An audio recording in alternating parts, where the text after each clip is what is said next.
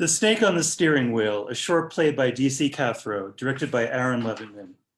Cast of characters, Lila, played by Andra Hunter, and Jenny, played by Danette Sills. At Rise, the home of Lila and Jenny, Lila is on the phone, wrapping up a call. Jenny watches and frets. Of course. You got the pictures? Thank you. They'll call before they come back. Perfect, thank you. I know. Yeah, going to get a new phone later. Embarrassed more than anything. Much appreciated. Thanks. Goodbye. They're sending over an adjuster. Is that the right word? Thursday, so it'll all be taken care of. God. It's fine, honey. I'm just so stupid. No, you're not. You just forgot. That's it. Don't get all crazy about it. I just don't know what's wrong with me. You just didn't think about it is all.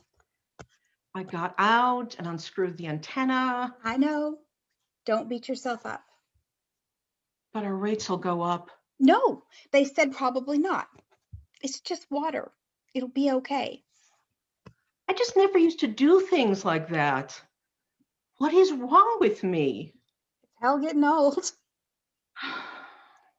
Come on. You're not the first, and you won't be the last. I know, but... Remember a couple years back when I left the window down and that snake got in the car? You scared me to death.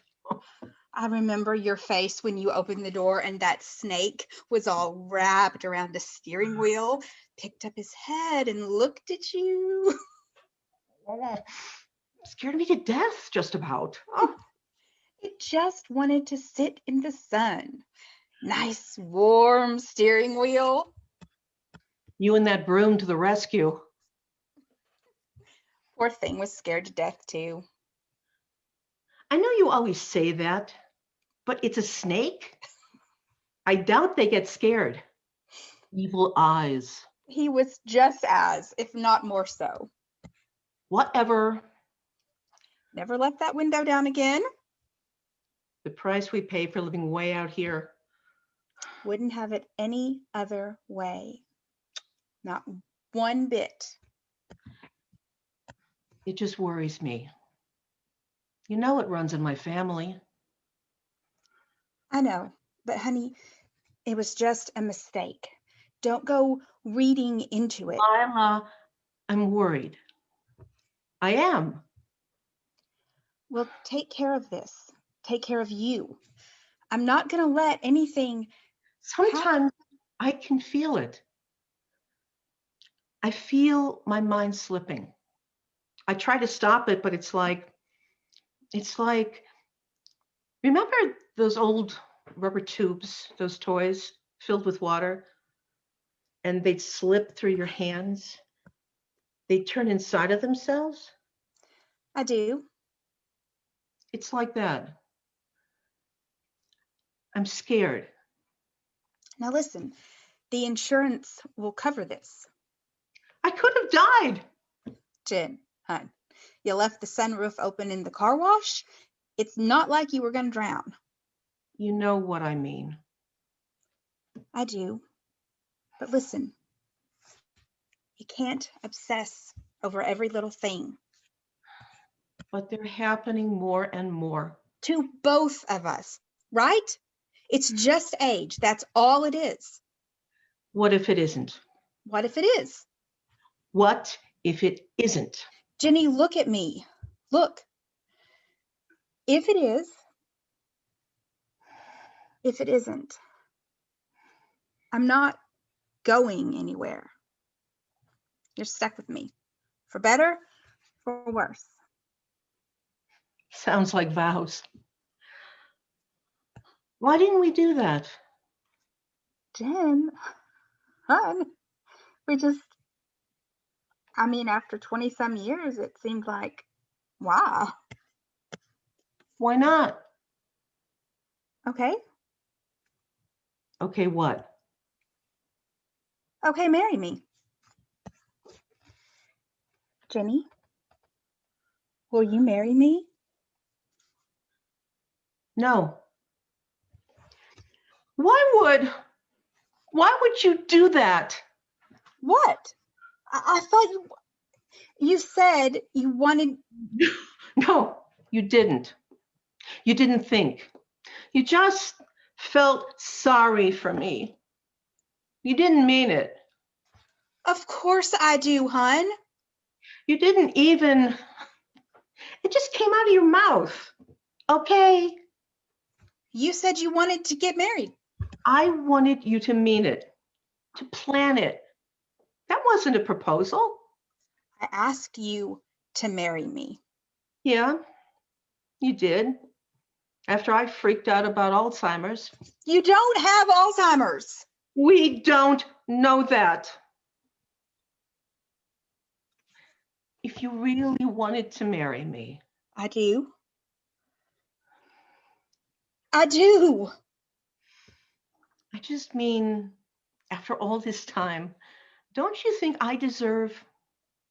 we deserve something more special than, okay?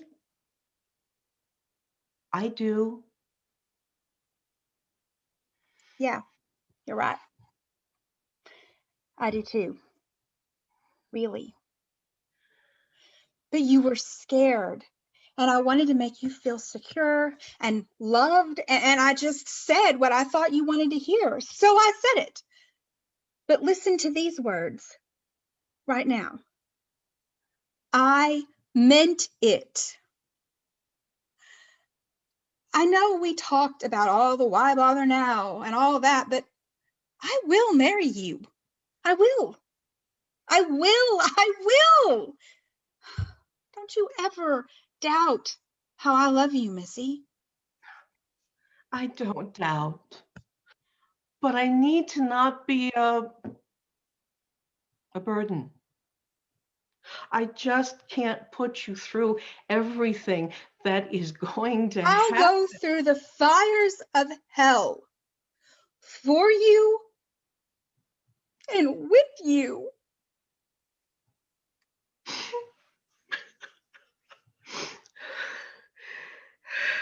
All right. All right.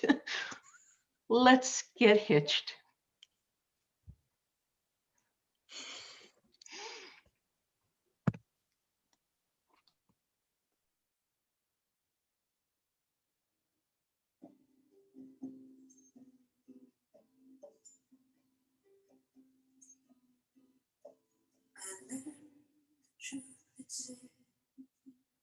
Boys State by Scott Sickles, directed by Aaron Leventman, performed by Jonathan D. Rosario.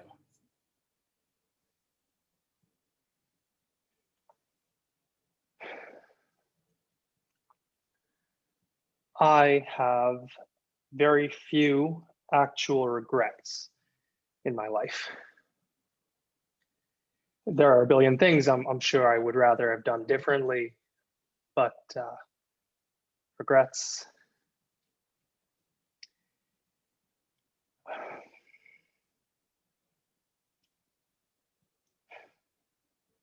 On June 16th, 1985, I was on a bus with a bunch of other 17-year-old boys from Pittsburgh heading to Shippensburg, PA, to participate in the American Legion Keystone Boys State.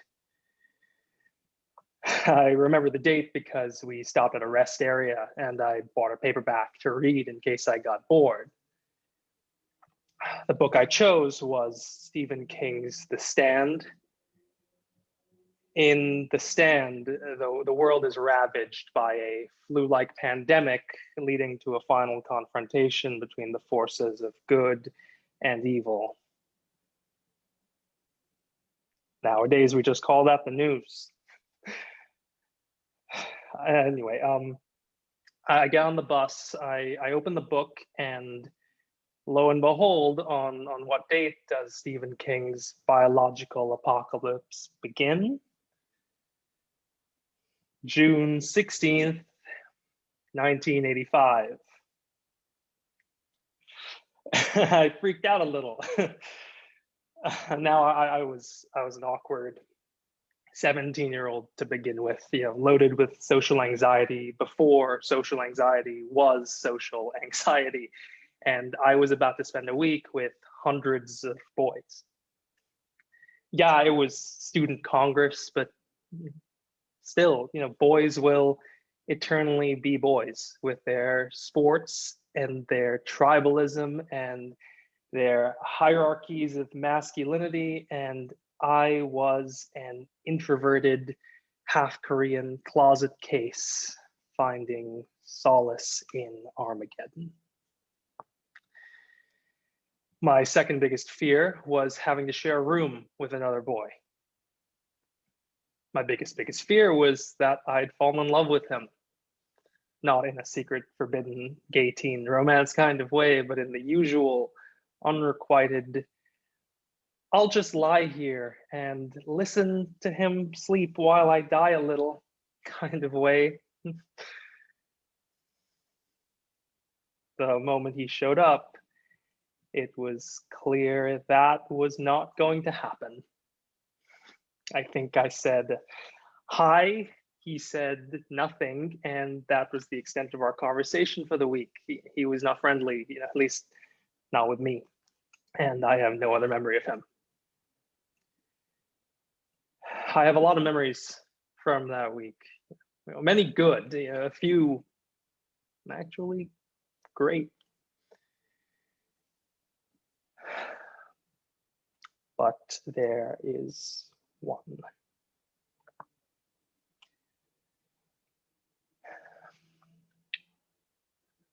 I was walking down the hall to my dorm room, and I saw this other boy who I didn't know in his room, lying on top of his covers. There were two things I noticed right away.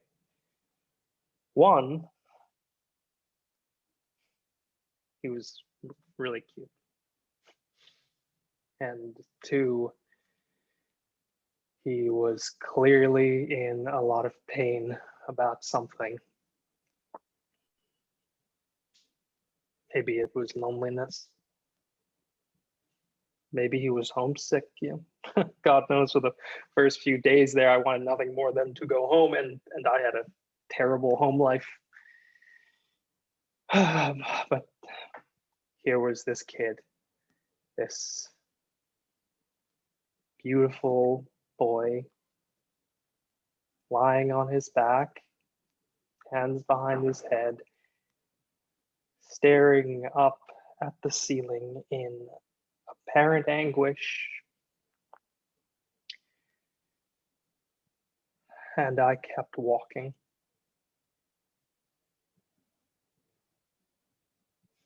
Like I said, introvert. I didn't know what to say. Maybe it looked like he wanted to be left alone. Who knows? And hey, we had all week. Maybe I'd have the guts to talk to him later, ask him if he was okay. Maybe he would turn out to be the only other gay kid there. And while there was no way we'd come out of the closet at the age of 17 in the middle of Pennsylvania in 1985, maybe we could be in it together. Maybe we could be friends. Sometimes I imagine turning back around and asking him, "You all right? Do you want to get some air? Maybe we can sit together at dinner."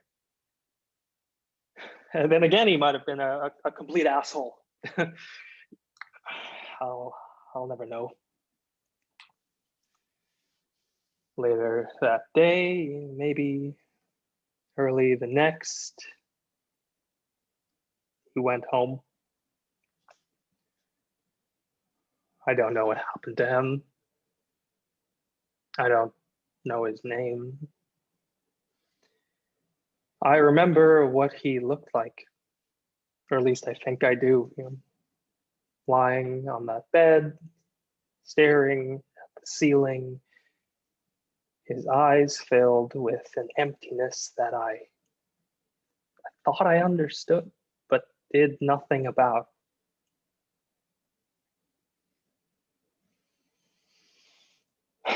As for me, the rest of the week went great. Not at first. I was elected party chairman and presided over our half of the Congress, which was a challenge. It was a big room. There were tons of rule changes I had to keep up with. On top of that, there was this one group of boys who thought it would be funny to clap each time I pushed my glasses up on my nose, which I did both often and involuntarily. So I had no idea why they were randomly clapping. I would have given anything to see the look on my face when the counselor called them out on it, not because they got in trouble, but because I remember thinking, oh, is that what they're doing? I wasn't paying enough attention to the kids in the back, and one of them stood up and demanded my resignation. I took a moment in front of everyone and replied with a firm no. The temperature of the room changed. And however many boys, maybe 200 of them, were taken aback. I feel like I became a celebrity that day. Boys passed me on the lawn and quoted my no back to me. Other boys would ask me to push up my glasses so they could clap. And when I addressed the entire assembly, I went up to the microphone and said, "My name is, and I am still the Federalist Party chairman." And they cheered me.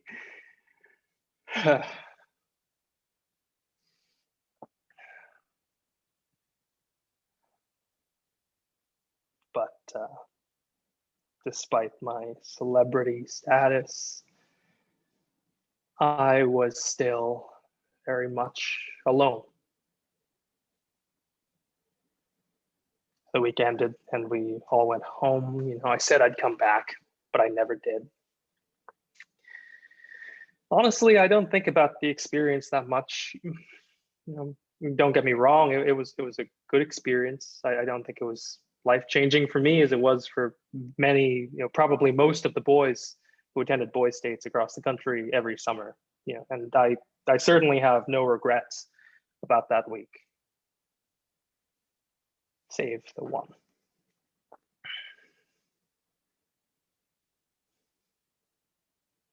Every now and again, he haunts me. That one sad boy, my inexcusable social paralysis, how it rendered me impotent to reach out to him despite a deluge of sympathy, empathy I didn't know what to do with, even though the answer was so very simple. Knock, knock. Hey, are you okay?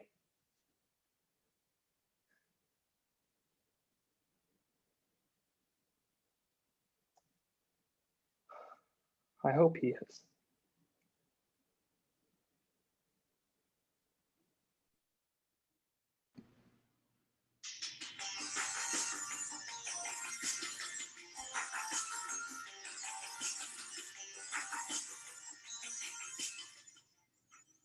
Pinch My What? A short play by Larry Rinkel, directed by Brad Howard. Cast of characters: Nick, played by Max Richards, and Josh, played by Florimond Le Goupil-Maier. Setting: the living room of the apartment Nick shares with Josh. Time: about 2 a.m. the morning after Valentine's Day.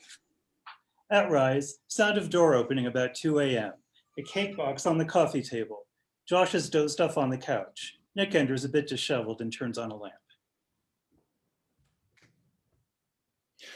What? What the fuck? Relax, dumbass. Just me. What time? You said you would be home by 8. Sorry. I forgot until it was too late. I made this beautiful dinner. Steak, mashed potatoes, green beans, chocolate cake. I got stuck an hour away. It doesn't reheat well, you know? Josh, I said, I'm sorry, but this was important. More important than us on Valentine's Day? It was a big audition. At 2 in the morning? I called your cell 5 times. No idea where you were. Did you get hurt? Should I call the police? See, I'm here. Actually, the audition was over by 9. 5 more hours. Uber home was an hour. And the other 4? So, the director had a party at his mansion. You know, drinks, barbecue, a little weed, maybe a little skinny dip. Josh, don't look at me like that. Nothing happened. I see how guys look at you. At you too. And this is how you're getting parts these days? I'm taking your clothes off? Well, it's basically this grade B horror flick with 5 buff guys running around in just their underpants for 2 hours and this orange-haired zombie chasing them with a golf club. Yeah, and not a lot of dialogue, but $10K for 1 week on set. All of those roles you did in school, Laertes, Orlando, Prior Walter, David Lindenbaum, I'm fully dressed. Well, mostly. Josh, it's really sweet that you're my biggest fan, but I'm tired of getting shit community parts and working at Target while you're making $50K programming. I told you, don't worry about the money. I'll pay the rent. You can get McDonald's once a week. Very funny. I'm sorry, babe. But that director, Wally Lasquardo, I mean, fat, hairy guy walking around in a Speedo with 50 pounds of rings and necklaces. I mean, guys like that, you gotta put out.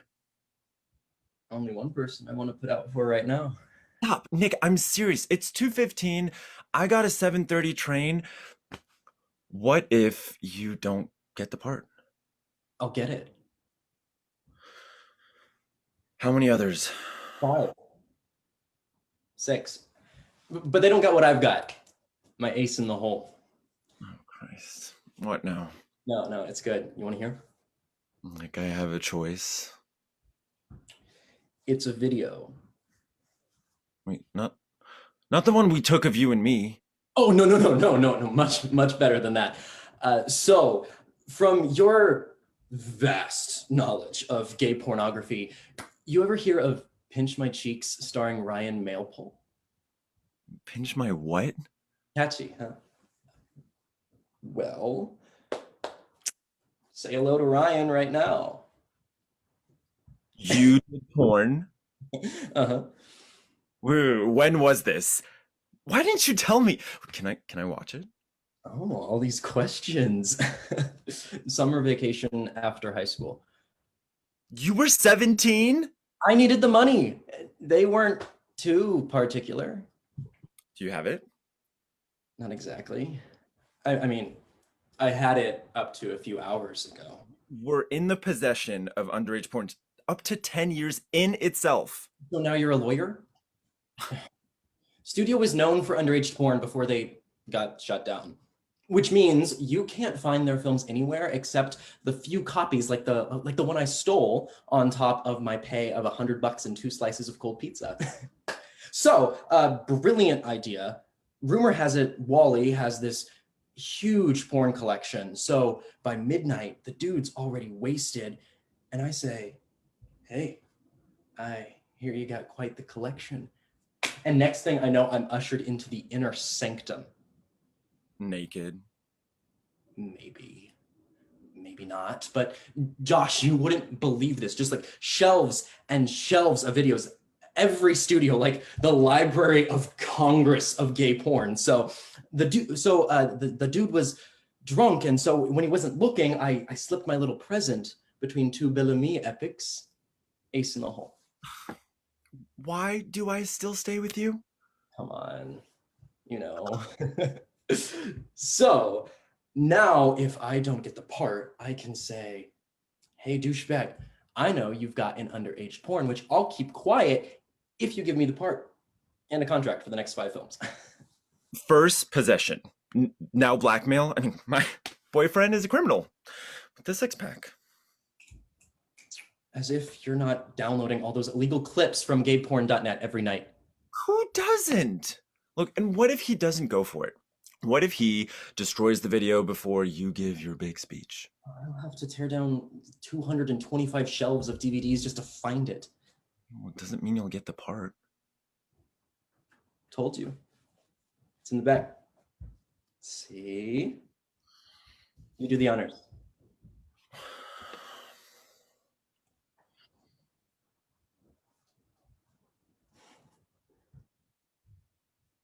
Again, that look. Gimme.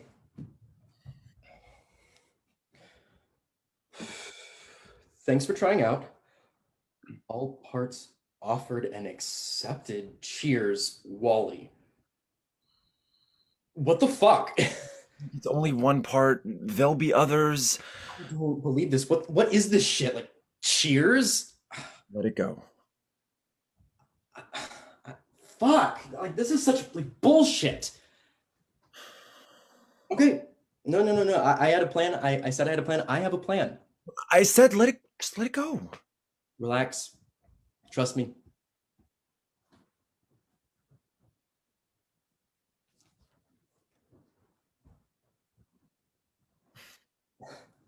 Oh, hey, Wally. This is Nick Peterson. I auditioned for Brandon in that shit vampire movie of yours, the one with the golf club. Yeah, I know it's 2:30.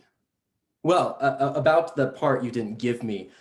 Yeah, I happen to know you've got an underage porn in that perv collection of yours.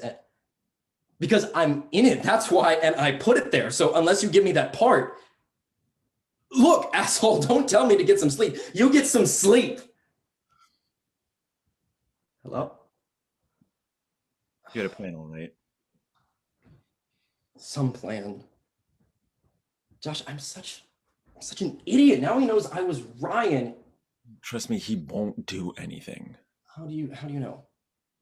I was so sure, Josh. Josh, I was so sure. I'm such a loser. No, baby, you're not. I took off all my clothes for this. You can still take off your clothes. Stop. I just wanted to pay my share. I know. And there's more. When he took me in there, he put his hand down my shorts and I practically slugged him. Doesn't matter now. See? Now you believe me? Nobody touches me except you. I know. And now I lost the part. And the video. There'll be others. Parts, that is. Look, come on. It's 2:45. Let's get some sleep. Can't. So we'll stay up. Cuddle. Have some cold steak and mashed potatoes. Sounds disgusting. Cake then. And watch a video. No more videos. No, check it out. As You Like It junior year. What? Shakespeare? Now? Top shelf. Orlando's wrestling scene. You were wearing those cute little shorts. Why is everything always my body? Come on, slip it in. Fuck. Okay.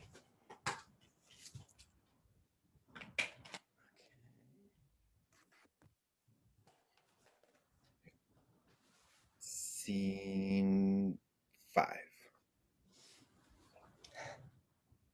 Oh, what the fuck?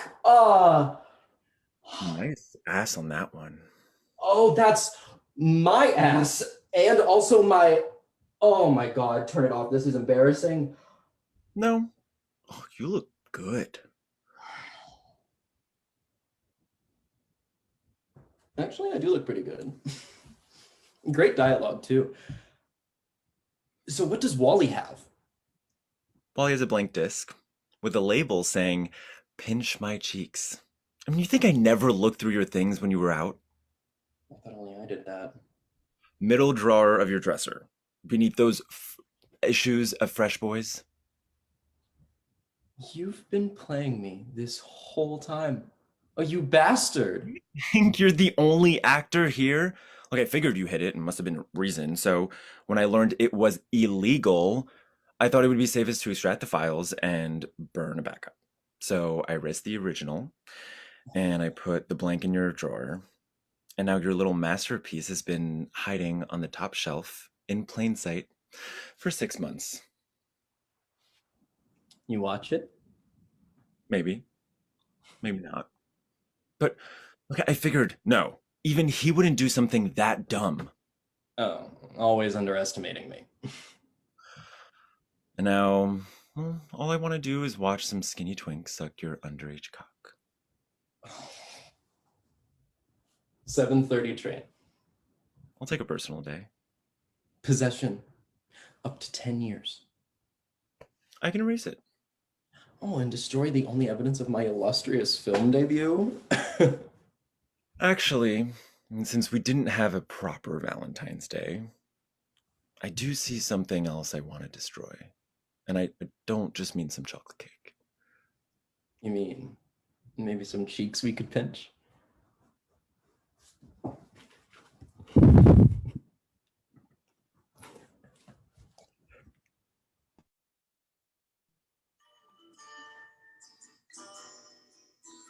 Let's make love for old time's sake.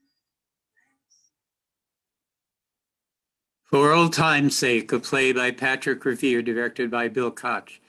Characters: Matt, played by Aaron Leventman; Stan, played by Bruce Bierman. The time is the near future. The place, a small apartment, anywhere. Lights Up reveals Stan sitting at a kitchen table wrapped in a blanket. He reacts to some not unusual sounds of rifle fire in the distance. After a moment, Matt enters with a large restaurant bag. I'm back. What'd you get us? Takeout. Haha, yes, I am aware. Oh, you mean specifically, what did I get us? Must we? Oh, come on. We love playing this game. Is this what the pandemic has brought us to? Yes. Go ahead. Yes. Sandwiches from Bart's Brothers. Nope. Guess again. Soup from Soup's Up? Try again. Wings and egg rolls from Cantonese Kitchen. Ding, ding, ding, ding. Oh, what'd you get us? What do I get? Me. No, really, what do I get? An extra fortune cookie. I'll take it. I need a good fortune. It's not so bad. Oh, says the person who at least gets to go out. Dressed in a hazmat suit. Believe me, I wish you could come with me. I know. I'm sorry to be such a pill. You're not. I'm as over this as you are. You shouldn't say anything. I know how lucky I am. How lucky we are. Indeed. I'll get the plates.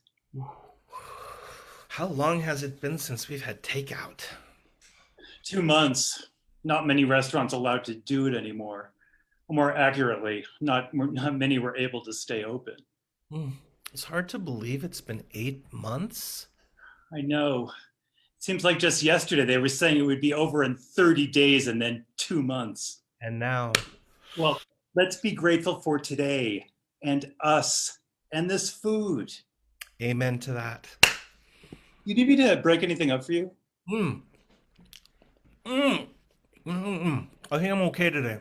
Well, take it slow. Yes, master. Oh, if only. It's so delicious. Oh, so grateful. Me too. Let me get us some napkins.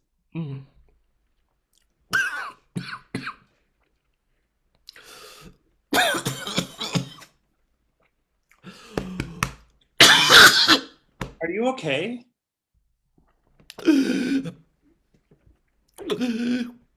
Oh my God. Oh my God. What do you need? Hold on. I'm calling the paramedics.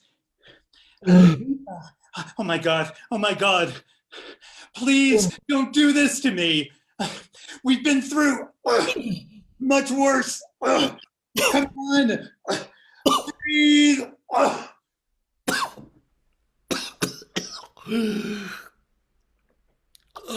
my God. Are you okay? I think so. Here, lean back against me. Oh, thank you. Oh, I'm so sorry. Don't be sorry. You just scared me half to death. Um, I think someone's screaming in the phone. Oh shit. Hello? I'm so sorry. We're okay. Yes, I'm sure. I am so sorry. Just had a little scare. No, I know. I appreciate it so much. Thank you. Sorry again. Goodbye. Blame it on the takeout. How could you? What? Blame it on the takeout? No, scare me like that. Well, I didn't do it on purpose. You know, it happens sometimes. I'm a mess. You're not a mess. I'm sorry. Really, we just have to be more careful. Let me get you some water. Yes, please. Thank you. It sucks to having to be taken care of. And more so in this insanity and uncertainty. We take care of each other. Here, drink slowly. Really? What do I do for you? You make me laugh. Nothing better than that. And you have the best memory of anyone I've ever known. I don't forget a thing, do I? Not a thing. A blessing and a curse. Let's get you up, shall we? Can we just stay down here for just a minute? Like we used to? Our little takeout picnics on the floor? For old time's sake? Sure. Why not? I'd be dead without you, you know? Well, what did Kelly Clarkson sing? My life would suck without you. God, don't make me choke again. Sorry. Do you need your oxygen? No, not right now. Let's just enjoy this picnic. Oh, for a day to go outside in the park or to the beach and just do this. Those days are gone, I guess. But we have our memories and martial law and share. Well, yes, and we have each other. I have no regrets, just grateful for your friendship and love. You know what? I always thought I wanted something more, you know, like bigger career, more notoriety, some sort of lasting impact on the world. But since this all happened, I've realized that none of it matters. It's just about being present and sharing what time you have left with someone you really enjoy being with. Whether it's a parent or child or partners or loving lovers or besties. Whatever. And laughter. Ah, definitely laughter. And of course, the dance. Oh, yes, always the dance. Da da da da da da da da da da. Oh, that's horrible. Oh my. Not again. What is going on? I'm fine. Just, oh my God, too much excitement for one day. I'm only good for one near miss a day, you know. We're gonna be okay, aren't we? Until the grocery store runs out of food. Or Kennedy's kitchen runs out of these egg rolls. Exactly. Give me a fortune cookie, please. What does it say? You are the bestest person ever. Aha, really? Um, one who laughs at oneself never runs out of things to laugh at. You're kidding. Look. You're right. Scary. What about yours? You've got all you've ever wanted. No, really. No snowflake feels responsible in an avalanche. What? Seems apropos, doesn't it? But I like yours. I'm scared. Me too. But at least the war hasn't reached our doors yet. We'll make it through one day at a time. I believe you. Just so you know, I've lived a better life because of you, you know. Right back at you. Explosion! I'm glad we're together. No place I'd rather be. Explosion!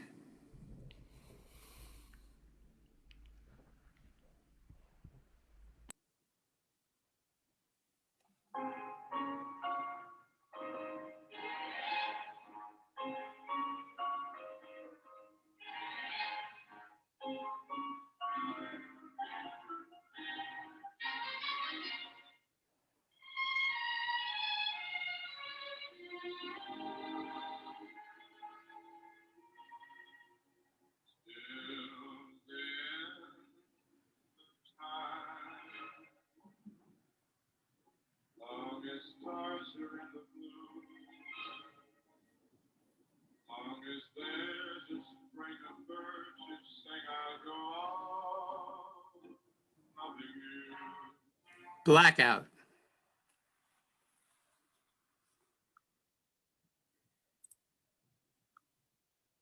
Okay, thank you, everyone. What I'd like to do is ask everyone to still keep their cameras off, except for the actors. Let's have all the actors turn their cameras on and give them a virtual curtain call. Thank you to our wonderful actors, Jonathan D. Rosario, Danette Sills, Andra Hunter, who I know had to leave, Florimond Le Goupil-Maier, Max Richards, and Bruce Bierman, and myself. Thank you, everyone. Great show. And of course, thank our directors, Bill Koch, Brad Howard, and me. With that, I would like to start our talkback. But before I do that, I want to announce our lineup, which is going to be our next lineup, which is going to be 3 weeks from today on May 16th. The plays are going to be Mind Control by Debbie Landeman, directed by Rain Smith out of Dallas, Texas, with Juliana Liccio out of Chicago, Griffin Lockhart out of New York, Zoe Burke out of Santa Fe, New Mexico. We have Apophenia by Bill Crouch, directed by Cedric Hill in New Jersey, with Tulsi McDaniels out of Chicago, Jonathan Fry out of New York, and Adian Chapman out of Richmond, Virginia. 20 Years by Candace Perry, directed by Duchess Dale in Santa Fe, also with Griffin Lockhart, also with Doug Brandt in Albuquerque, Jonathan Fry again, Zoe Margulis in Dallas. And finally, Gayer Than Laughter by Felix Risselis, with Marty Madden in Santa Fe and Kyle Merker in New York. We'll see you in 3 weeks. The way that we're going to do our talk back is that we're going to go through the plays in the order that they were performed. I'm going to call the playwrights up and ask them a few questions. We'll then open up to the actors and directors who are able to stay on. And I'm going to read you a little bio about each of the playwrights. If you want more information about the actors and directors, you can go to our Facebook page. We don't have time to read them all today. But if you scroll down and look at the various posts, you'll be able to find most of our actors have personal websites or other ways that you can find out information about them as well. DC Cathro, writer of our first play, The Snake on the Steering Wheel. He is a Chicago-based playwright, actor, and director from the Washington, D.C. Met area. His musical Till, written with award-winning composer Leo Schwartz, was one of the 3 winners in the 2016 Main Street Musical Festivals, selected by Gregory Mosher. It was also accepted into the 2019 New Musical Festival. And The Book of Mormon, also written with Leo Schwartz, enjoyed a 5-month off-Broadway run in 2014. He became the only playwright to have 2 shows in the Pride Films and Plays Festival in Chicago. Penn, a musical, also Family Holiday. His works have been read at theaters and festivals across the US. DC, great to have you here. Make yourself known. There you are. There. Hi. So just to clarify, that was Book of Mormon. Merman. I did not write the Book of Mormon. Because I read it and okay. Well, Book of Mormon sounds more interesting to me than Book of Mormon personally. So It's a hoot. yeah. So when we were rehearsing this play with Danette, who will talk to Andra, as I mentioned, I had to leave, you know, a lot of things came up. For one thing, there's a lot of packed into this play is about 7 pages, and you get an entire history of a relationship, plus a couple of different fairly important social themes that come up. I mean, about the issue about marriage and, you know, gay marriage. It's almost not really about gay marriage. It's really about, you know, the what does marriage mean, you know, in terms of love and commitment? Does it mean anything at all, or does it mean something, and what is that it means? But it's also dealing with the anxiety of getting older. And at least that's what I took to. I think a lot of us go through this period of time where we're having issues with our memory, and we start thinking, how serious is this? Or is it just that I'm, you know, not the age that I used to be, and that's the effect of that? So I'm curious if any of those things were what interested you in writing about for this play. Well, my grandfather had Alzheimer's, and so that was definitely part of the inspiration. He was a big guy, big farm guy, and it got to the point where he got violent, and he had to be sort of hospitalized so he wouldn't hurt somebody or himself. And so that was definitely part of what kind of inspired me. I wrote this a few years back, but it hits harder even now for me personally, because I'm getting married next month.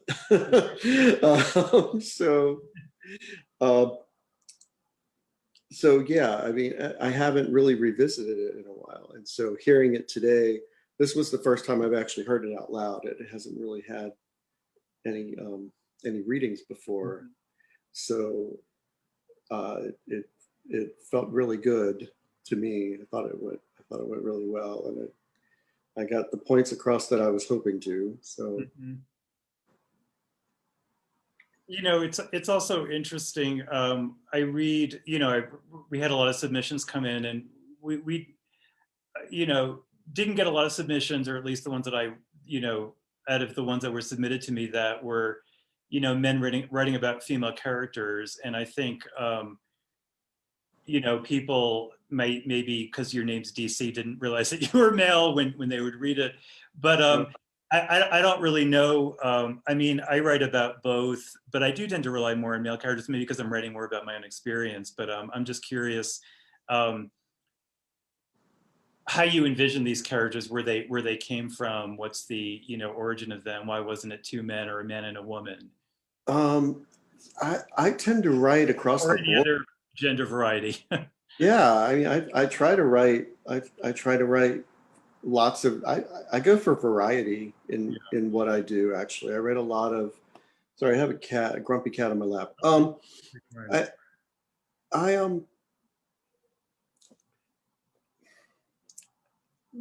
mean, something about that storyline just connected to me with female characters. I think about that. Just made me sort of jive in that way. But yeah, I mean, I do tend to write about, you know, the gay male experience as well, obviously.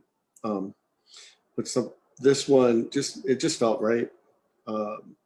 This play was actually one. I don't know if you're familiar with the 31 Plays in 31 Days project. Every- There are different projects like that, but I'm not sure. yeah, every August there's a whole thing where you're supposed to write 31 short plays in the month of August, and it was Wow. one of my 31. And so, for example, I think it would probably drive me crazy if I wrote 31 short plays about gay men. So maybe that's one of the reasons I go for different kinds of characters and different ages and different sexes and sexualities and things like that. I personally find it, or I'm starting to get bored with writing about myself and my life and people I know. I want to write about something completely different. I think as writers, that's kind of what inspires us and keeps us motivated, is, you know, and excited, is writing about things that aren't immediately in our own experience, but creating these worlds outside of our own histories. So, Yeah. Do you see this as being part of a longer piece, or are you interested in keeping it in a short form? I think there's values. I hadn't actually considered this one as going longer. There are some of my short plays that I felt I would revisit and expand, and I have done that. Not often, but every once in a while. No, this I felt that this one kind of worked well in the pages that it had. Yeah. Thank you. And like you said, I was I try to put as much. I try to make the characters as rich as possible in the time that I have to do it, and so I just I stop writing when I feel like the story is solid and the universe is set and the characters are where they need to be. Yeah, absolutely. And as I mentioned, I mean, it's amazing what you can do in 10 minutes or less even, how much information we get about these people, you know, through just little, you know, clues and, you know, references that it really just tell the whole story. And we really get their dynamics as well, which is hard to do in a full length play, but I think you accomplished it really well in a short form. So, Thank you. yeah, absolutely. And you have a, you know, huge body of work, and, you know, I hope we get to see more of your plays in the future, either here or other places. So thank you. I did want to talk to Danette. We had a lot of fun working on this in the short process, and I'm just curious about what your thoughts were about Jenny. I think Jenny is a very sweet, vulnerable woman, and she's had this relationship with Lila for basically they've been together for a lifetime. Mm-hmm. In many ways. It may not be physically, you know, an actual lifetime, but I myself have been in a marriage, a relationship / marriage for 40 years as of this year. So I know what that means. And I know that you know the other person, you still get on the other person's nerves, you get ticked off at things that you expect the other person to be doing or not doing to get it. And each of you goes, why did you, with that whole thing, why did you do that? You weren't thinking. Boy, did that hit home. That hit home very strongly. So it felt real. And I will agree with Aaron. This was a very rich short play. And I loved it. I loved working with Andra. I thought we got into some good emotional moments. I really enjoyed it. Well, it was great to work with you again, Danette. We worked together many Always. times. We'll get to do so again, yeah. Okay, well, we're going to move on to the next play, but thank you both, Danette and DC, and we'll hopefully all work together again, as I said. Scott Sickles, Boy State. Scott has received 5 consecutive Writers Guild of America awards for the daytime serial General Hospital, you might have heard of, as well as 8 Emmy Award nominations. He's also the head writer for the series Pride. It's currently in its, I think, 3rd season. Maybe it's in its 4th, Scott can tell us. His plays have been performed all over the world. His biographical drama, Nonsense and Beauty, which chronicles the private life of E.M. Forster, received the 2018 Egerton Foundation Award. He was also an O'Neill finalist, and his plays have been published by Smith and Krause, Samuel French, Applause, He holds an MFA in playwriting from Carnegie Mellon and is a member of the Writers Guild of America and the Dramatists Guild. Scott, great to have you back. Happy to be here. Hey, there you are. So let's talk a little bit about the concept of the sort of memoir slash monologue, memoir as play. A lot of the monologues that were submitted to this series, some of them, it was interesting to see the difference between monologues that were written, they were monologues, but they seemed like they were written more for prose form, and then monologues that were performance based. And I was trying to figure out what is the difference, but there is a difference. And your play really functions as both. This short play, what I loved about it is that it really does have a full structure to it, even though it's a personal story. And I'm curious what interested you in developing or choosing this. I'm assuming it's an aspect of your own life because you've called it a memoir. What was significant to you to develop it into a short play? It's practically a diary entry. I mean, this is, it's nonfiction. It's completely nonfiction. And I just, well, I was doing what DC mentioned. I just checked the date. It was one of the last things I wrote for the 2020 31 Plays in 31 Days. And I needed something. And as I say in the piece, this memory comes back to haunt me every now and then. This feeling and I just at that point needed to get it down on paper, and it as a monologue. I'm not a prose writer, so I needed to write this as a performance piece, and it's and usually when I write a monologue, I prefer it to be one character talking to another, or at least for it to be an actual play, not just sort of like a short story that someone is talking. But this, I'm glad it functions as both. But yeah, it's this. I just want. It felt like this needed to be said out loud by someone, and this was actually the first time I ever heard it out loud by someone who was not me reading it to me. So thank you, Jonathan. You were marvelous, and yes, thank you. It was a great play. Thank you. Yes, I have never looked or sounded so good as when Jonathan. Jonathan is a real find, and we're lucky to have him. And it was really great to Scott to work on this play with him. Well, and I think it's interesting because I think most of us, if not all of us, have some moment of our lives that haunts us for reasons that aren't quite, sometimes not always clear. And I think maybe playwriting is a great way to kind of figure that out for some of us. Like, what is it about this instance that's staying with me? What is it about this situation that I'm not able to let go of? Whereas others, I might not remember something that happened to me a week ago, but something from, 30 years ago or whatever, I can still recall like it happened yesterday. And why is that? And Jonathan and I talked a lot about why that is, what this boy that he didn't speak to, is obviously representing a part of himself as being, having this, issue about his own sexuality that he's projecting onto this young boy that he doesn't even know, doesn't even talk to, and has no clue about why he's crying or anything. But so, that's sort of one of the things we worked on. But I think I guess I'd be curious to hear you talk about also, this is dealing with this sort of gay kid in this very hyper masculine environment, and the sort of fears that come up and how you function in that, and some of that I think is very much fuels the drama in the story, if you would agree. Oh, I would agree, because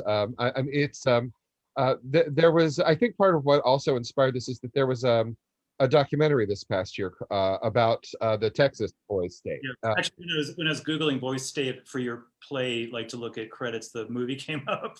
Yeah. Oh, yeah. Like, So I think that triggered something, namely me. But it was, it's a very testosteronical is the word I made. These situations very testosteronical, because it's it is just boys, and it's it's all, especially in 1985, ostensibly heterosexual boys, I don't know if like if there was another gay kid there, and if they were even remotely. I was, I was very much closeted at the time too. So it was, very few people except like those in my inner circle would have known.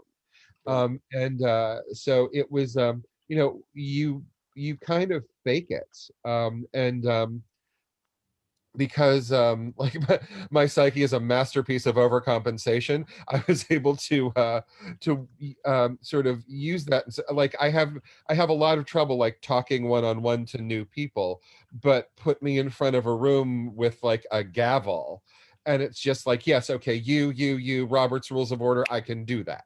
Yeah. I was a parliamentarian in high school, so which is like the nerdiest thing anyone can say. I was a parliamentarian in high school, but it was just yeah, I mean, I could function in that capacity. And it was when this kid stood up in the back of that room, and it's like, and we would like to ask for your resignation. It was like, no, that was like the moment when like my long awaited, latent testosterone kicked in.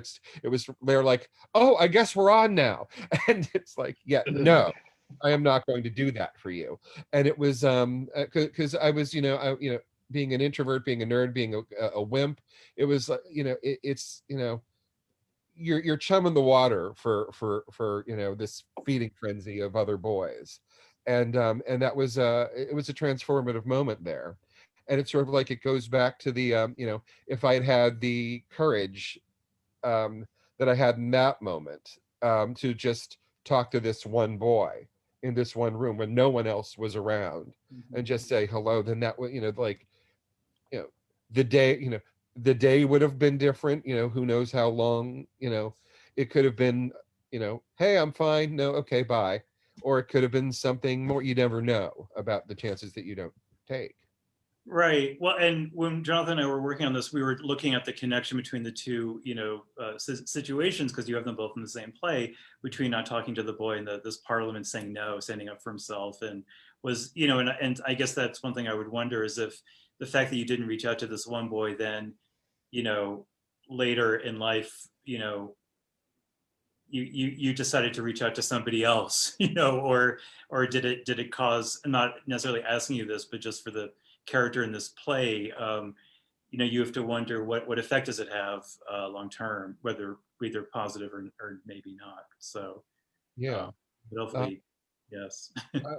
I mean, I've not really pondered it, but yeah, you can't, I can, look back and wonder. It's just, have I been, I am someone who tends to ask, people if they're, how they're doing, so I do express concern. I am generally a concerned person, but generally not strangers. Right. Of course, I also live in New York City. It can be very dangerous to ask. Yes, be careful. Well, Yeah. and I think just that notion during the last year of like checking in with people has become very relevant. So, It has, because there are friends I have made during the pandemic that have just been on social media, yeah, and in like various groups where it's no, we do check in, and especially like right now, being an Asian person, it's sort of important to like check on the Asian friends and associations and acquaintances that just because it's like, okay, well, I'll just take a look at their Instagram feed or their Facebook feed. Everything seems fine. I don't need to be like, are you sure you're okay? But yeah, but it's good to check in with people, especially people who are putting up a really good front on Facebook, but are actually having a difficult time of it. yeah, exactly. Right. Facebook allows us to create a facade that, or even another entire personality that may or may not be Oh, yeah. how we're really doing. So, well, listen, thank you. I want to talk to Jonathan for a second. Jonathan, it was such a delight to work with you on this. And Right back at you. yeah, well, how did I sort of know this because we worked together on this, but what was your sort of response to this, or how did you work on the personalization aspect to it? Because it's obviously a different story than yours, but Yeah, it was. I mean, it was a great script to start with, so that was a good place to jump off from. But it was kind of, the biggest challenge is obviously the character is, is Scott. It's a very different person reading the thing. I actually applied for the role sort of by accident because it looked really cool, and I applied, and I was like, it said, in their 50s, and I was like, oh, cancel no, actually stick with it. What the hell? It's a great script, and it sounds like a fun project, so I stuck with it, and I'm really glad I did. Then I got to audition. That felt like the biggest disparity, but it was just the focal point of that one moment, that one like just point in time, which is so insignificant. It could have passed by and you'd never even remember. You have 1,000 of those a day. I had an experience of like, in my past of like, I probably should have reached out to this person. And so having that was pretty helpful because you have the same exact thoughts. Like, again, it comes back to my head every so often. And yeah, you were like, they probably want to be left alone. They're sad. They don't want to talk to someone, some kind of stranger, they're fine. Like, I had those same kind of thoughts as I was reading them in the script. And so it was an easier journey from there because it was just all focused around this memory, and the shame of that, you try and hide it with like more fun anecdotes. Yeah, it was really fun to work on. And of course, that's what we do as actors, is we have to find a way to identify into the material by something that happened in our past or some way in, and there's always a way in. Yeah. Not more challenging sometimes than others, but you did it. You obviously did it beautifully, and thank you. Best of luck with your next project. And thank you. God, thank you again, also, and hopefully we'll all be in touch. And very quickly, can I ask Scott a question? Absolutely. Now's your chance. Scott, I mean, one of the biggest things me and Aaron kept going back and forth on was just, there are some monologues where you can really just, you're like, oh, they're here at doing this. And this one, we debated for a little while, like, what is the setting? Because, you as an actor, you're trying to ground it in like, what's the desires, intention, who's he speaking to?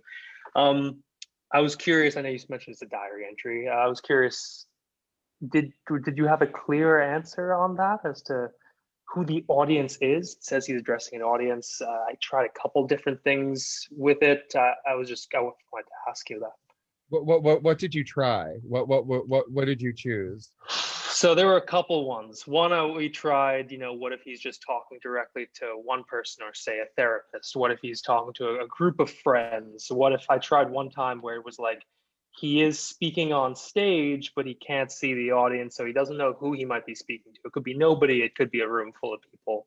I tried a bunch of them like that. There was some that, you could try, but then it tinges the monologue if you did it like AA, something like that. It changes the whole way you're approaching the thing and the reasons why you're saying the story. So some of them I ruled out immediately because it felt like this like metaphysical, like kind of talking to yourself, kind of saying it out loud for the first time. I wasn't sure. I tried a couple of different ways. Whatever you landed on worked. And yes. And I'm going to say whatever that is the choice that I intended. Sounds good.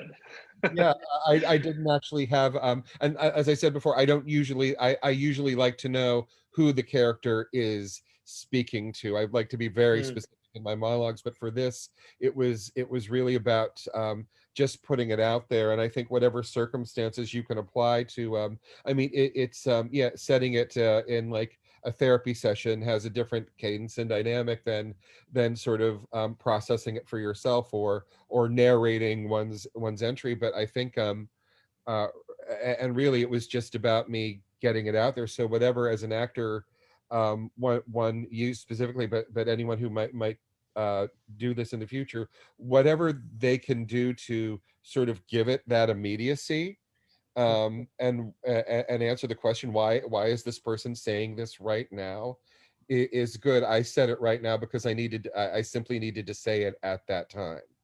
Cool. And I could have done anything random for my one or more page play that day at the end of August in this massive writing avalanche, but this is the one that was on my mind, and it's on my mind so much I needed to kind of exercise it. Sure. And of course, as actors, you don't always have access to the the playwright, so you do have to come up with your own history frequently. Okay, we do need to move on, but thank you both, and we hope to see you both again. Larry Rinkel, Pinch My What. Larry came to playwriting after teaching college English and then working as a technical writer. And he's a lifelong devotee of art, theater, film, classical music. He's had plays produced all over the United States. We had a play that was awarded Best Play at the Secret Theater's 2017 Unfringed Festival and had its Long Island premiere in December of 2019. He also, some of his also plays include an adaptation from Chaucer and Dante, a farce about gender blank casting in Shakespeare. And thank you, Larry. Great to have you back. This is the second play, same as Scott, that we've done in the Almost Adult series. And so I'd love to ask you, what's so interesting, I mean, one of the reasons I like this play so much is that it really tells it a really complete, sort of depthful story with a lot of history in it in 10 minutes, sort of like what we talked about with DC and also Scott's play.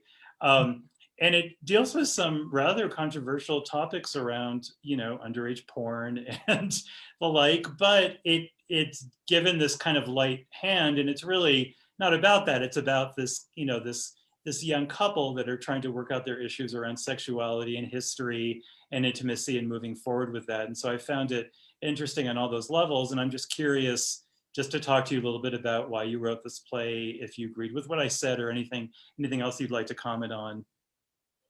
Well, I expected such a question, and I was thinking, how am I going to answer this? Because I have no idea why I wrote it after a while. I think, yeah, it does deal with issues, but I think also it was intended as a farce almost above all, to treat issues of, you know, pornography, acting, relationship with a comic hand. For instance, as you know, the two guys are watching porn while eating chocolate cake.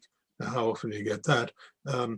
And I think part of it is that one of my real preoccupations in writing, I've done this so many ways in my plays, is the struggles of artistic and creative people to survive in this world. And I've written plays about pianists, artists.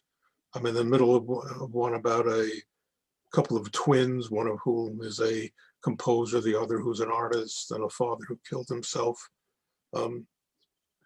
as an artist, so the mother who was an opera singer. So that's always been a sort of a preoccupation of mine. And I decided this time, I think, to treat it in a more or less farcical way, above all.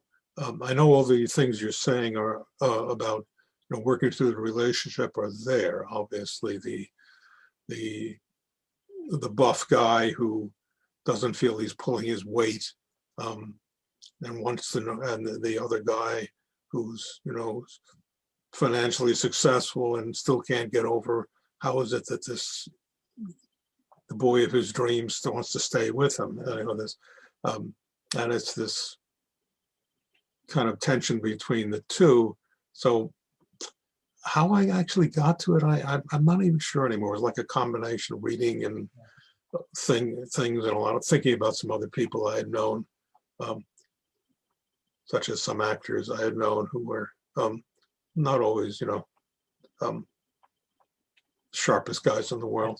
But, well, I think it, you know, I liked what you were saying about dealing with the struggles of artists, and in this case, particularly actors, the things that they have to do, the sacrifices they have to make to keep doing their work, but also the effect that it has on intimacy and on a relationship, particularly when you have, you know, actors like, you know, the character Max was playing, who is someone that gets cast in, you know, sex scenes, nude scenes, whatever, and what is that effect that it has on a relationship? And you would think it would have to some degree, regardless of how open you are.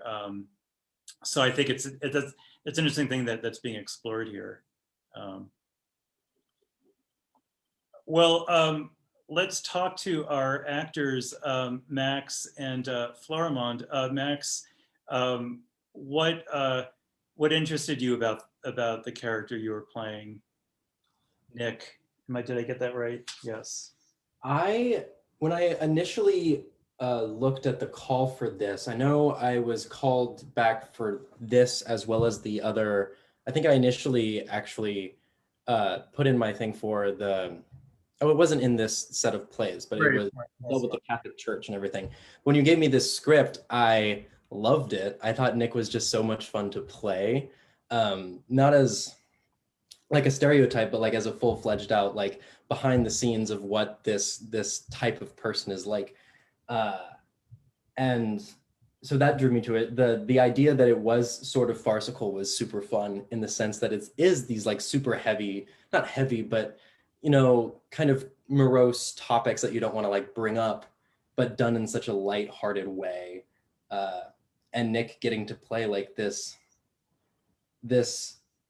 I don't know, super flirtatious and just fun guy was just an idea that it was fun for me to play with. So Who is willing to go the extra mile for a part? Yeah. It's not something that I usually would do in real life, so it was just a fun thing to explore. Great. Florimond, what about for you? Yeah, I thought playing Josh was super interesting because I personally don't know how I would react if my significant other came back at 2 o'clock in the morning on Valentine's Day and told me all these things.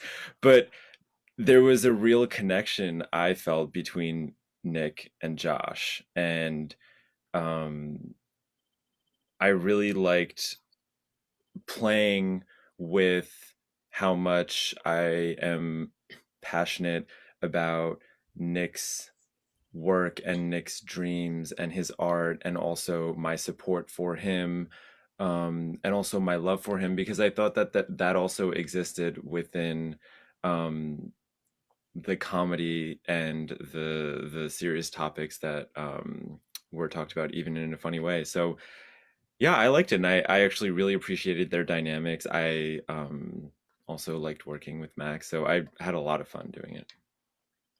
And it almost seems like the two characters, like their romance / sex life gets reignited through this discovery, which is interesting. Yeah. And it could have gone the other way, but Right, easily. Right, Yeah. right. It could have been over on Valentine's Day, but instead it's reborn. So Nick is just so fully distracted in what he's so focused on. And so, yeah, the fact that it's on Valentine's Day also just like, yeah, it's just a perfectly placed little play.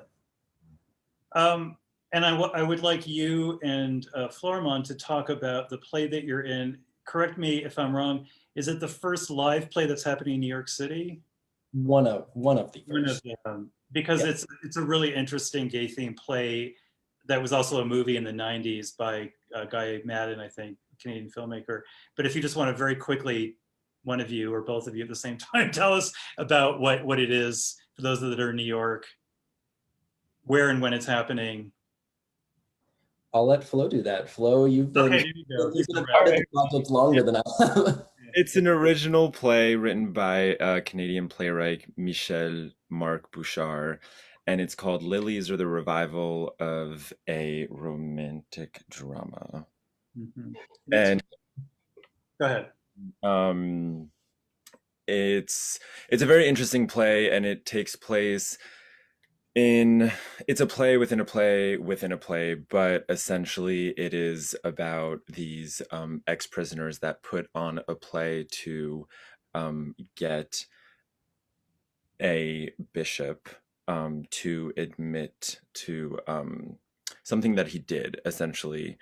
And the play revolves around themes that include religion, homosexuality, and family ties, and how people can feel trapped not only within a time period but within a place. And it's really about how some people in time feel like they cannot act out on the desires and the love that they have for someone else. And it's just so raw in terms of how it evokes true love between two young boys, and the detrimental effects that society can have when you are not allowed to express or act on that. And it's beautiful. Yeah. And still relevant, it sounds like. So. Actually, I saw that it was presented online about a few weeks ago, and I got an invitation from my friend Bill Morton, who plays the Countess in drag, I guess. I've known him for 5 years or so. My mom, you know Bill Morton. That's so funny. Oh yeah, I've known him for a while, and so he Oh. invited me to watch it, so I did. So Very but nice. you're doing it live now. You're coming. Yeah, it's gonna be off Broadway in New York. Starting the opening night is first run is May 5th for previews. Opening night May 17th through June 17th. Great. Great. Well, thank you all. That's exciting, and it was great to work with all of you, Larry. We've worked together now several times, and it's always Great. a pleasure. Yeah. And yeah, best of luck to you all. Hopefully, we'll work together again. Mhm. We'll move on to the final play. For old time's sake, Patrick Revere. He is a playwright, actor, arts administrator. His full-length play, A Flower in Autumn, had its world premiere in Chicago, and he had a play that was a semifinalist for the Mill Mountain Theater New Play Competition. He was a winner at the first annual Playwrights Festival at Barnstable Comedy Club and was awarded developmental production. He's written many one-acts, short plays, children's stories. He was awarded a Gold Telly Award. He's proud to have performed with Patti LuPone and Bruno Kirby, to name a few. He's a member of the Dramatists Guild, SAG-AFTRA, and lives with his husband in Cape Cod, in Provincetown. Patrick, great to have you back. Thank you. Hi. Hi. So, Patrick, this is an interesting sort of, when we worked on this play, it was, you give us hints about the context, and so we were sort of spent a lot of the rehearsals sort of recreating where it was taking place and what was actually happening. But I'd love to hear from you. It almost seemed like it was imagining what if Trump had been reelected and we had martial law, and where would a couple like this be? Is that something that you were working with? Definitely. I mean, the springboard to write this, of course, was COVID and what it was like to be in isolation. And I have a husband, and we were very much isolated together.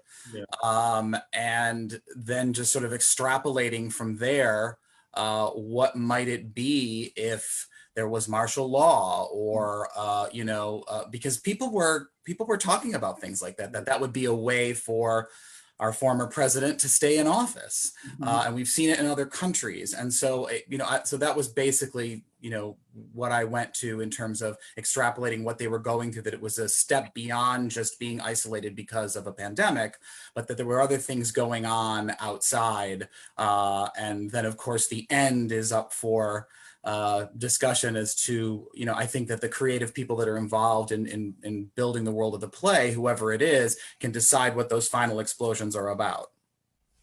Yeah, and it gave us a lot to kind of visualize as to what was going on outside of the window, what was going on in the outside world. And I think it's in a way a kind of perfect play about what hopefully a lot of us have learned in the last year about what's really important and what we really value in life. And it's maybe not, as Stan says, it's maybe not about like career aspirations. Maybe it's also just about the company that we keep, the people that are important to us, and laughing at share jokes or whatever, that's really what life is about. And I guess I'm hoping those values will stay with us as things start to open up again. So anything else you wanted to say about your feelings about these characters, or one thing I did want to mention, you kind of say in the sort of opening that it could also be played by two women, right? And I was curious how you think it would be different, because obviously none of the lines would be changed, but we're looking at the first play. I guess I'm wondering if there's a tonal change that you think would happen if if it were being played by two women? You know, I just thought that it would be interesting to allow for a different dynamic. You know, I write plays with both men and women. As a matter of fact, some of my earlier plays, the stronger and the larger characters are played by women, primarily because when I was growing up, I was a late child and most of the people in my life were much older and were primarily women. So that had a big influence and impact. And so I just thought that, you know, it would be possible that this was, you know, in this case, it was a gay couple, but it could also be a lesbian couple. And then I'm sure the dynamic would be different. And yet there is that sort of humanity and sameness when we're going through something like this with someone we love. And also with someone who, you know, you are a caregiver for. And that's another common theme in my plays. And I think it's likely because you can probably see that picture behind me, whatever side it's on over here. My brother was born with Down syndrome at a time when Down's children were sort of just thrown out. You know, but I, you know, grew up with him. He was 3 years older than I was, but he died when, you know, the day after I turned 13. And so just that idea of, from a very early age, I was often a caregiver for him. And so that's a theme that I find in quite a few of my plays. And that, I think, brings another level in dynamic, particularly when then you're going through, you know, it's in the play where he says, it's bad enough that you have to sort of do this with me. And now add on top of that we're in a pandemic and, you know, only one of us can go out. And so all those things, I think, add different levels and layers. Yeah. Well, I think also the, you know, in a way during the pandemic, a lot of us were playing caregiving roles too, you know, whether we were just worried about people that we knew that were isolated or, so I think it's an interesting commentary on how dynamics were changed in the last year when people had to be taken care of in a different way because of the sudden situation that was sort of life-threatening to many people. So it's sort of an interesting, you know, comparison between the person and the world. Well, let's talk to Bill and Bruce. Bill, who directed us, you really, I think, helped us really put the play into a sort of context so we could really work with what was going on underneath the surface. And I'm curious what also your feelings were about the context for where it takes place and, you know.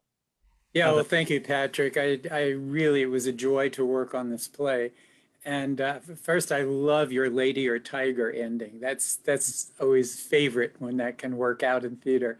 So the audience has to participate by deciding what happens after the curtain comes down. And I think the main thing, and Aaron and Bruce, that you really did beautiful jobs. I always wish sometimes that the audience could see the rehearsals that lead up to the performance, because that's such a rich experience. Patrick, what I loved most was I've long believed relationships it's like building a relationship is like building a brick building.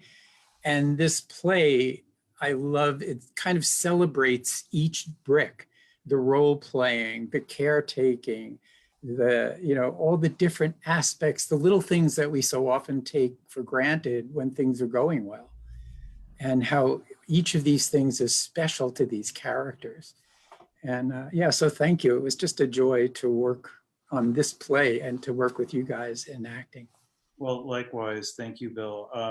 Bruce, I'm glad that we finally got to work together after 35 years or something that we've been talking about doing so. Bruce and I went to college together. We're in the undergraduate program at UC Santa Cruz in theater arts, and developed an affinity there that's lasted. And, you know, one of the great things about doing virtual theater is to be able to work together with people when you're geographically challenged. So, but what was your feelings about Stan? You know, I think this is a very special play, and Patrick, I thank you for writing this. I think you encapsulated something very human, the importance of relationship. And I just related like 100% to this piece. I have a partner too, and all the fears that were underneath that bill really helped us to put under, because we could have just done the banter, you know, but underneath was this terror, right? That collectively we've all felt for the past 4 years, of Trump. And yeah, we were expecting martial law too. So you touched on something very deep. And to play with Aaron, we have a natural, I love him, and we go back, so it wasn't hard to see you as my life partner. Oh, it's so sweet. Well, it was, when you've known someone for a long time and then you work together as actors, it really, you get a different kind of texture than someone you have just met, or, a lot of us haven't worked with each other before. So thank you, Bruce. It was a real pleasure. And of course, I still think of you as Dove. Yeah. You went in college. Nickname. Nickname, right? But also, it was something Aaron said. He said, "Oh, I know the playwright, and he and his husband are both actors," and that changed. Oh my God! So we can just dress up and we can just, be theatrical in the last days of Pompeii. Well, I love these kind of end of the world stories because you do really think about what would you do in the last day of your life and what's important to you. As I was saying, is your husband an actor, Patrick? No, but he is a he's done sort of his own performance art, and he doesn't consider himself an actor, but he's a painter and a photographer and has done drag, and so there's a lot there of that sort of personality, those big personalities that are there. Yeah. I just want to thank you all because this is the first time I've heard this play and seen the play, and it's also a very physical play, so there's a lot of challenges, particularly to doing something on Zoom, and I thought you did it beautifully in portraying what was happening in terms of the physicality and the place of what's going on. Yeah, it's, we have to adopt these plays sometimes for this format, and it can be tricky. It's sometimes better not to do it on Zoom if it's going to take too much away. But Bill was great about helping us adopt things to keep it simple so that we're able to indicate things without, going full on. I think when you do too many details on Zoom, it can be distracting and complicated. So, well, thank you all. What a pleasure to work with you all again, Patrick. We've had the opportunity to work together. So all of us have worked together before, and hopefully we'll get to again. And we're out of time, but I do just want to see if I do want to take 5 minutes to see if anyone in the audience has any questions for any of the playwrights, actors, or directors. If you do, click on reactions button down at the bottom of your screen, and you can click on raise hand. Now we'll go through the participants list and see them.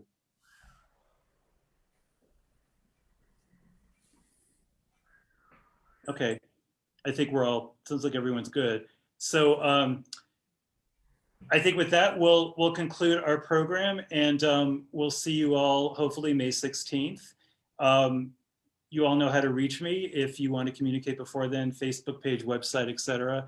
Thank you all again. Wonderful program. Thank you to the actors, directors, playwrights for being involved in today's program. And with that, we'll sign off, and until next time.